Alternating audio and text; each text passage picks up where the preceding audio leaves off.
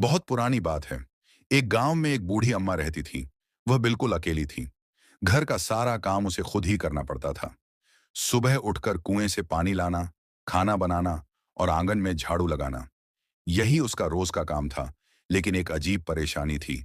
जैसे ही अम्मा आंगन में झाड़ू लगाने के लिए झुकती, तभी आसमान से एक छोटा सा बादल आकर उसकी कमर से टकरा जाता। अम्मा उसे घूरकर देखती तो वह थोड़ा हट जाता, लेकिन जैसे ही अम्मा फिर झुकती, वह दोबारा वही हरकत करता।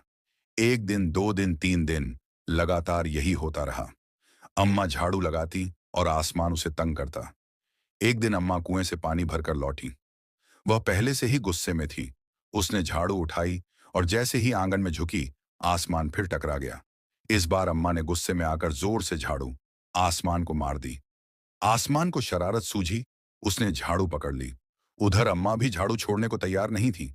ऊपर आसमान, नीचे अम्मा, दोनों के बीच रस्सा कशी शुरू हो गई।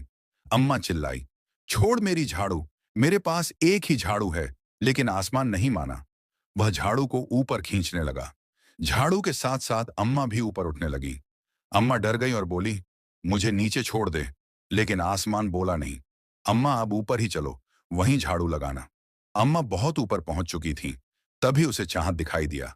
उसने थक कर चांद पर पैर रखा, लेकिन झाड़ू अब भी पकड़े रही। तभी आसमान ने झाड़ू छोड़ दी।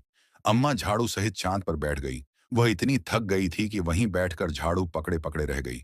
कहते हैं, उस दिन से आज तक बूढ़ी अम्मा चांद पर झाड़ू पकड़े बैठी हैं, और इसी वजह से चांद पर वह आकृति दिखाई देती है जिसे लोग चांद वाली अम्मा कहते हैं।